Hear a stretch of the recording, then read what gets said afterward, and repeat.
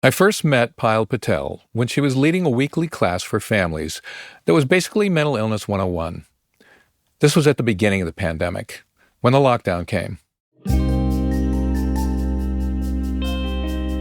Payal had moved back into her parents' house because she was close with her family. The class had moved online, so Payal taught from in front of a computer in her bedroom. She was confident and directive, but she always kept her headphones on and her voice down. The class involved a lot of reading out loud, but she'd often delegate that to others who were in their homes. In fact, she didn't talk much at all. It was almost as if she was avoiding the very subject of the class. One day, she finally revealed that the wall of her brother's room was right next to hers. He was in his 30s and living with a mental illness. She was concerned that if he heard what she was saying, he'd get really upset. Of course Payal was going to whisper. Payal went on to say that her brother was not accepting any treatment. In fact, he'd never even seen a doctor or clinician. Right then I got this vivid image. There was this wall in her home, thin enough that you could hear through it. On one side, Payal was educating people about mental illness, and on the other, her brother was living with one. Two starkly different worlds, separated by a couple of pieces of drywall and a coat of paint. It turned out that her brother had been holed up on his side of the wall for more than a decade. All I could do was wonder, how could this have gone on for so long? This is a story of how a family can live on pause, even in the sanctity of their own home. But it's also the story of how one of them, at least so far, has tunneled through the mountain of stuck and emerged into the daylight. Coming up on Brain Stories, a show about one of the most bewildering mysteries of the human experience, mental illness, told by people who live with it and those who support them. I'm your host, Frank Kosa.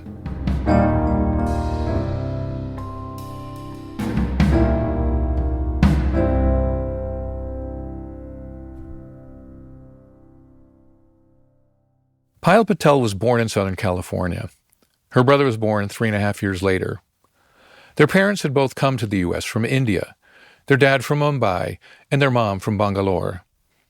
After studying and settling in the U.S., Payal's dad got a job at NASA's Jet Propulsion Laboratory, famous for launching the Voyager missions. In 1980, they bought a home in Pomona, California, a city where thousands of first- and second-generation Indian families lived. That's where Payal and her brother grew up.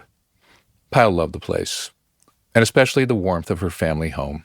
My parents were very easy to talk to, very open. One thing that my dad had was he was very jovial, always cracking jokes, funny. That kind of lightened the mood all the time for our family dynamic. I just remember even when we'd go out to dinners and stuff, me and my brother would just be laughing the whole time because my dad was just making silly jokes or I always felt like it was such an easy family dynamic. I have a very, very fond memories of my whole family, including my brother, everybody. A part of those memories that she especially enjoyed was that her dad, like a number of dads, had his own band. Unlike most dad bands, his played a mix of Bollywood songs and traditional Hindu music. Payal's mom was shy, but her dad convinced her mom to join the band, where she became a lead singer. This is a tape of them performing.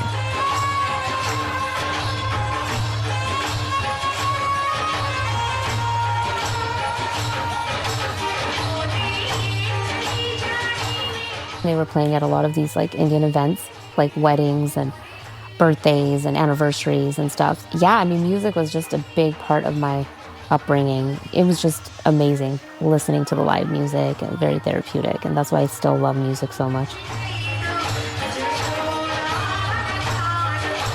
Payal's connection to India was strong, in part because of their community, but also because a lot of her mom and dad's family still lived in India. And every 3 years when Payal was growing up, her parents sent her and her brother for summer-long trips to stay with their extended family. Every time we were just about to land, me and my brother would be so excited. I can't wait to see everybody. And right when we'd get to the airport, somebody would pick us up. It was either my aunt or sometimes they'd bring my cousins. And that feeling of just seeing the family after 3 years, me and my brother shared that joy together. Like, that was always the best feeling.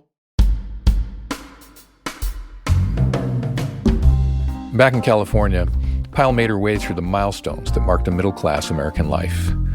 Finishing high school, going off to college, getting a job. Payal returned to live with her parents after she finished her degree, while her brother moved to nearby Los Angeles after college, trying to break into the entertainment industry. But things didn't seem like they were working out for her brother. I started noticing some signs, like, even though he's living in LA, I'm not saying you need to always have money or whatever, right? But every time we would go out, he's like, Payal, I don't have money, can you spot me? I don't have money to pay for mom and papa's anniversary dinner, can you spot me, can you spot me?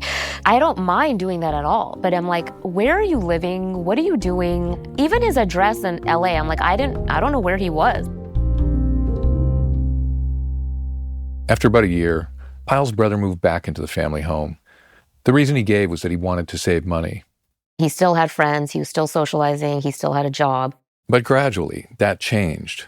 Then I saw this pattern progressively over in a matter of like 4 or 5 years. It didn't happen overnight. He stopped working, couldn't keep up a job, complete isolation, not talking to anybody. It was worrisome.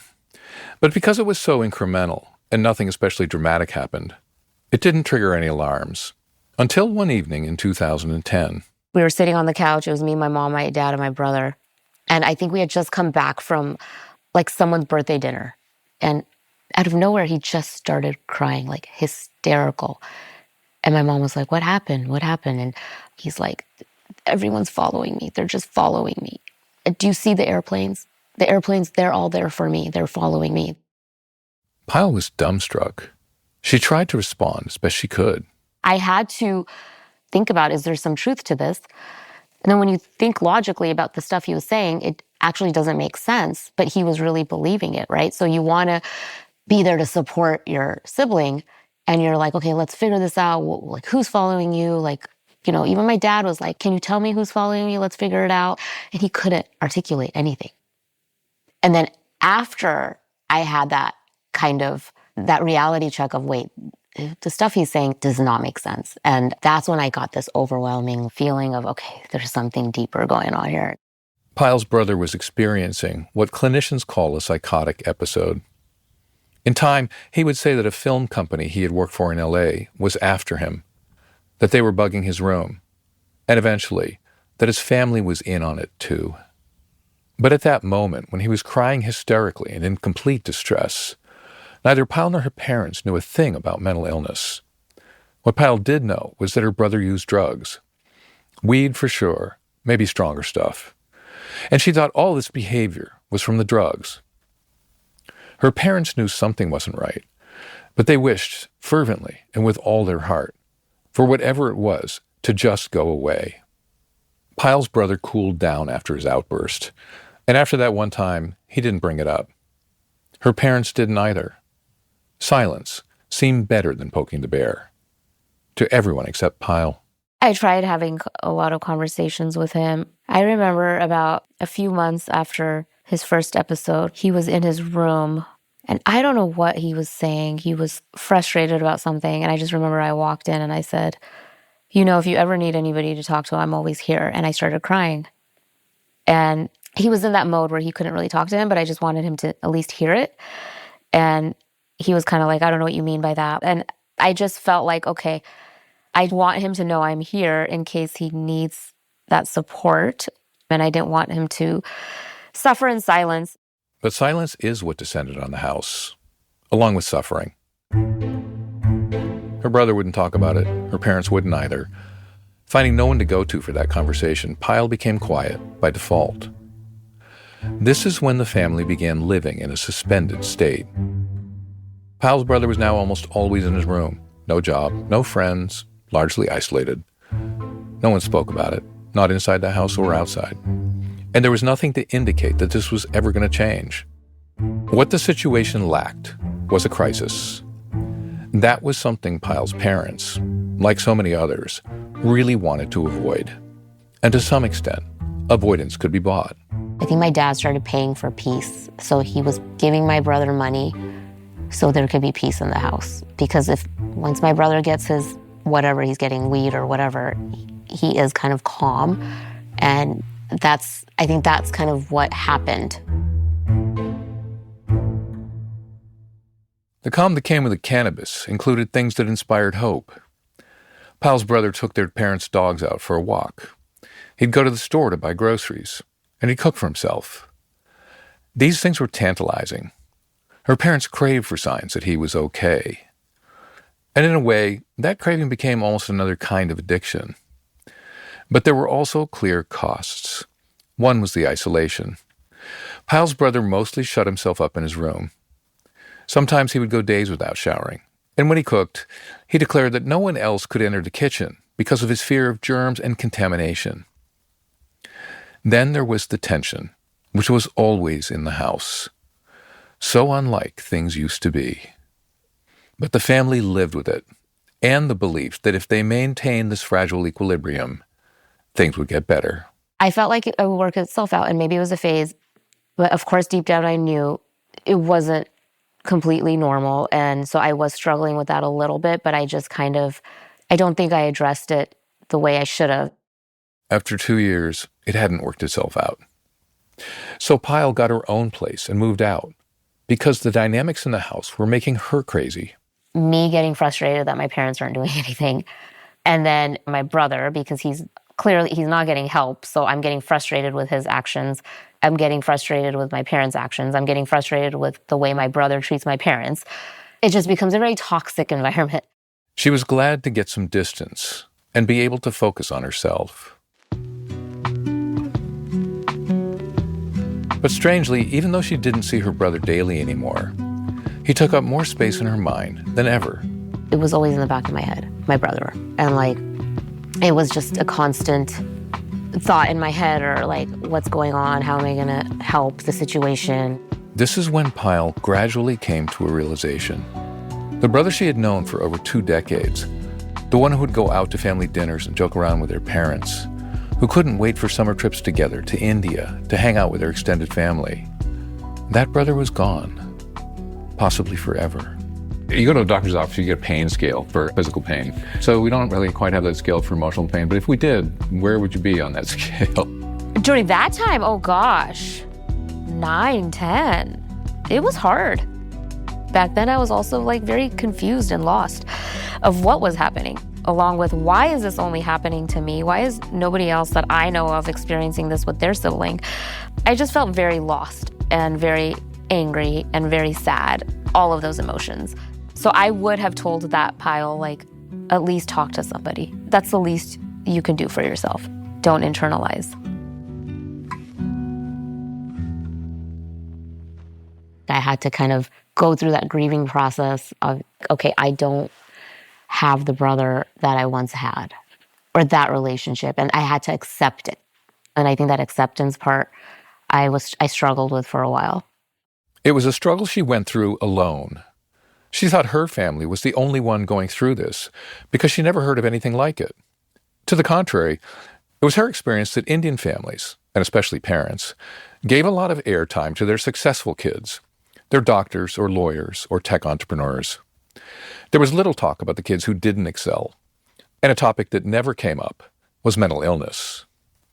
All of which left Payal not just grieving, but feeling deeply isolated. So she turned to a place where she could get some relief. I was self-medicating with alcohol. I would just drink, and I'm I just want to numb everything I'm feeling right now. So a lot of times when I would drink, if I thought about my brother, I remember having really bad breakdowns with alcohol, crying. Most of the times by myself. In the middle of the night after I had a few drinks, I'd wake up and I'd just start crying. In life, there are lots of places where we get stuck. If you were playing Family Feud, the top survey says responses would surely be a relationship or a job. Just as surely, mental illness would not even make that board. But mental illness is really good at keeping us stuck. And there's no single roadmap for getting unstuck. No magic words, no recipe, and no guarantee that what worked for one person will work for anyone else. But 2 things stood out for Payal. The first one happened when a close friend posed a simple question. What's going on with your brother? Pyle began her answer, and she suddenly found the whole story pouring out almost of its own volition. I think it was just years of buildup. And, of course it was with somebody I trusted, so that helped, kind of open up the can of worms. But I think I finally got to this place where I was starting to feel like I kind of don't care anymore. Are people going to judge? Are people going to be scared? Are people going to distance themselves from me because of this? I went from that to I don't care what people think. And the people that really are my friends, will support me and support everything that's going on with my family. And the ones that aren't won't. The other thing, the one that really got Pyle moving, was that she decided to face the fact that her family was dealing with mental illness. She started in the simplest possible way. She opened up her computer and Googled it. Not any mental illness in particular, or any specific resource, just the words, mental illness. She found an organization called NAMI, the National Alliance on Mental Illness. It ran support groups across the country for family members. She decided to go. And it was literally 2 miles from my job. So I said, okay, let me just give this a chance and see. But the first day I went to the support group, I was just overwhelmed with emotions and I was crying, and it kind of felt nice just to be able to talk about it and to be there with other people that understood what I was going through. Someone in her support group told her to take NAMI's family-to-family class. It was an informational course on mental illness that at the time ran for 12 weeks. She signed up. I can't tell you how much that class changed my life. It 100% changed my life because it goes into very detailed explanations of all the mental illnesses and what the symptoms are. And then that's when I started assessing, oh my gosh, he has so many of these symptoms. And every class, there was something so relatable for me. She got a vocabulary to talk about it. She got tools to use in crisis, the names of agencies and phone numbers to call for help. She got clarity, some rays of hope, and the knowledge that she and her family were not alone. She even got an answer to why her brother wasn't seeking help on his own. Like about half of those who live with schizophrenia, he had a neurological impairment called anosognosia. It prevented him from seeing that he was ill. At the end of the final class, one of the NAMI staff approached Pyle and asked if she would lead a family-to-family course. My mindset at that point was a little bit like, you know what, I can't directly help my family right now, so let me at least help other families. So she led a class, and she loved it, and began doing the class yearly. She joined the board of her local chapter. She was involved, but there was one couple she kept trying to involve without success: her parents. Then, in the summer of 2018, Pyle's brother had an especially bad episode. He was in the car with their parents when they got stuck in traffic. Pyle's brother started screaming and cursing at them from the back seat. Pyle wasn't there, and it's not clear to her what triggered his fury. But her parents were trapped inside the car with their son, screaming nonstop for 2 hours. That's the extreme situation that actually got them to a support group. But the change was short-lived. I don't know, 2 days after that episode, he was calm again, so then they came to one support group and they were done. Pyle got angry and upset with them, told them he needed treatment, a diagnosis, and to try medication. Pyle's parents weren't weak or dumb. They were afraid. And so the suspended state the family lived in continued. But every year or so, her brother would have an outburst and edge her parents ever so slightly closer to accepting that her brother was living with a mental illness and that they needed to do something. Her brother had come to believe he was a multimillionaire and that he made all the money himself. Maybe it was the shame from not being independent. Maybe it was a short circuit in his thinking. But whatever the cause, he got angry because he didn't have access to his money. He said, there's millions of dollars somewhere. That's my money that you're not telling me where it is. One day he even called a bank and threatened an employee. Their father eventually straightened everything out. But it was increasingly concerning. And with Pyle both pushing and supporting, her dad was finally coming around to confronting her brother's mental illness head on. I know he started telling me, I'm looking into things, and I think my dad was trying. I think he was really trying to make a move. And I think he was going slower than I probably would have, but he's coming from a completely different background, completely different upbringing, in a culture that nobody talks about anything. And I feel like he had no support, or he didn't know how to get support. I think in his mind, he was trying to save his child. And that's all that was going through his mind. By 2022, Payal's dad finally seemed ready to take action. Payal gave him the name of a peer support specialist who could engage with her brother for the very first time. Her dad promised to give the specialist a call. Payal felt that at long last, her dad was going to move. There was going to be progress. She felt full of hope. Then 3 weeks later, an all-out crisis erupted. The problem was, it wasn't her brother's. It was her dad's. He was carrying a laundry basket up the stairs. And what we think happened is he carried it halfway up the stairs and probably needed a break. So he put the laundry basket down. When he got up, he got dizzy or winded or blacked out and fainted. I don't know. But he basically fell backwards and hit his head on the tile. And then he had head trauma. So they did 2 surgeries in his brain, and they couldn't get the swelling down. And by the morning, he was gone. He was 74 years old.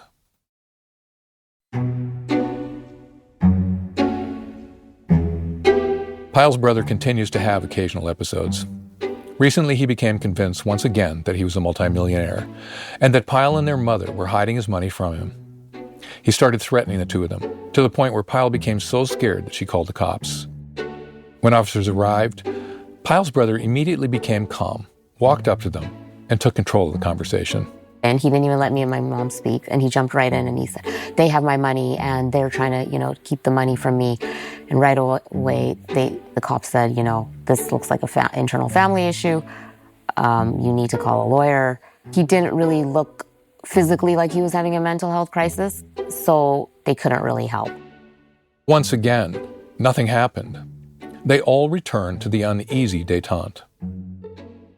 The question then is, at some point during all these years, why didn't Payal talk to her brother? Payal had the knowledge, the tools, the phone numbers. She had supported many others. She had a network of people who supported her. Why didn't she just take matters into her own hands? That answer is long, but in some ways really similar to her parents. First, when her brother gets angry, he can be mean. This last time, he just kept saying, oh, you're so lame, why don't you kill yourself? You're such a loser, you're pointless, you're just fat and ugly. He'll just say things all that kind of stuff. It's hard to stomach that kind of abuse, but she's learned to ignore it. The threats, however, are more difficult to look past. He's made verbal threats. He hasn't done anything physical yet, but we just don't know, right? That's the unpredictability. I don't know if something's going to trigger him. I don't know what's going to happen today. She feels especially protective of her mom, which means she always has her ear out.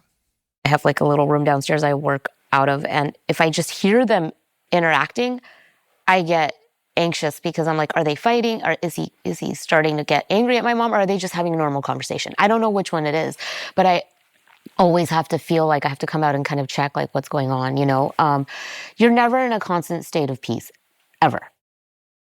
Payal understands that so far, her mom has made a choice not to provoke a crisis. She loves her mom, supports her, and now that her dad is gone, it's just the two of them. So part of this is also that she doesn't want to upset her mom, a feeling so strong that it brings her to tears. Everything I'm doing right now is for my mom. I don't want her to feel alone, and so yes, it's uncomfortable, but it's literally I'm doing it for my mom. Payal also knows that the options are few. They're really hard, even when they go well, and there's no guarantee they'll go well. My dad wanted to do something, but he was fearful my brother would end up on the streets and it would be worse. And that's the same fear my mom still has. I think that's what scares everybody, the uncertainty of where the situation can go. Payal knows that the only time she can call and expect any assistance is when her brother is having what she calls an episode, when he's most volatile and least able to listen. She knows that even if she asks for a mental health team, the cops might come. She knows that in the blink of an eye, the situation can spiral completely out of control. Violence, prison, death. These outcomes are not just possible, they're common. So who in their right mind would want to be responsible for making that phone call? Payal's mom knows this too. After this last episode when I called the cops, she basically said, I'm just going to give him money. Which only builds up even more frustration for Payal, because the money's not doing anything but buying time. I said, Mom, just giving him money is not sustainable. But I'm just trying to tell her that if you want to do this now, you can, but you cannot do this forever. Payal's education and experience with mental illness has helped her to have compassion for all of her family, even her brother, even when she called the police. I just felt sad for him. I still feel sad for him, even after the threats and intimidation, all of that. I mean, at the end of the day, I do not want to call the cops on him. That's why I waited so long. And I just feel very sad for the delusion he's trapped in. The standoff in her home has gone on for a long time, and it seems like it may never end. Even so, Payal hopes that change will come. I mean, really, for me, it's even the small victories, because for me, even a diagnosis is huge right now. So, of course, like, ideal world, diagnosis, takes medication based on what he needs to get better, and then tries to live somewhat of a, independent life.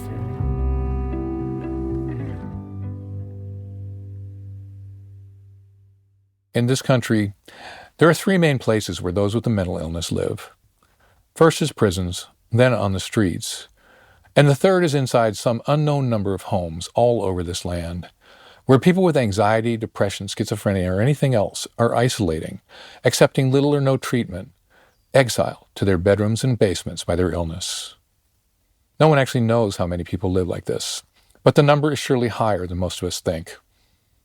The tragic part of all these lives on pause is that there's no growth, no possibility of a better life, one that involved work, inclusion in family, and a whole new community of friends, one that would deliver actual peace for everyone.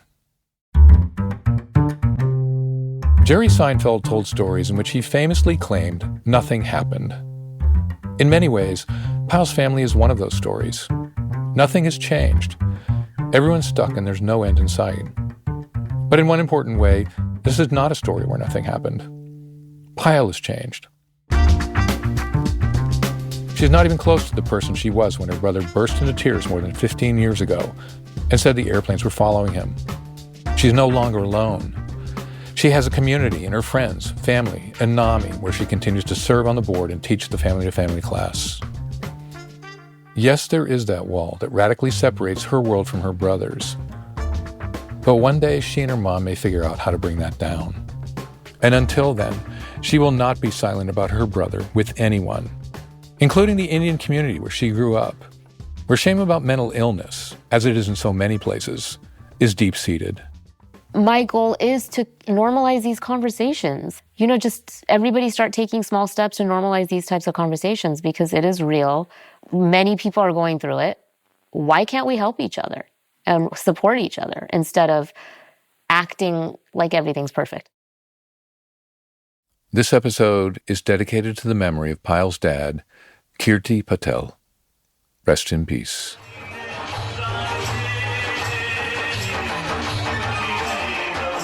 Thanks for listening. But don't stop just yet. I want to let you know what's coming up on the next episode. It's the final episode of Brain Stories Season 1, but also the first episode of a new way forward. So expect an end and a beginning, as well as a fascinating conversation with the man who crafted what he believes is the best student mental health service in the country, and possibly the world. That's coming out April 16th. I also want to tell you about something that's out right now, our first survey. We want to hear from you about your experience with mental health care, good or bad. Just go to our website. The link is right there on our homepage, and the survey can be done in just 2 minutes. You'll find it at brainstoriesproductions.com. We're looking forward to your response. If you found Payal's story moving or helpful, consider supporting her by making a donation to NAMI Pomona Valley to help her continue the work she's doing. You can find a donate button at namipv.org. That's namipv.org. Managing mental illness is a team sport. So if you or anyone you know is struggling with mental illness and isn't sure what to do, try finding a local NAMI affiliate. You can find the one nearest you by going to nami.org/find-your-local-NAMI/. Don't worry if you didn't get that. You'll find the link in our episode notes as well. Thanks to the team that made this story possible. Our associate producer and editor was Kate Ruscosa. Bowen Wong is the episode producer. Karen Given is our story editor and guiding light. Rob Byers is the audio mixer who makes everything sound better. Original music comes from Paul Swartzel. Check out his story in episode 9. The show is produced by Frank Kosa and Janet Yang. As always, thank you to our advisors and all our supporters.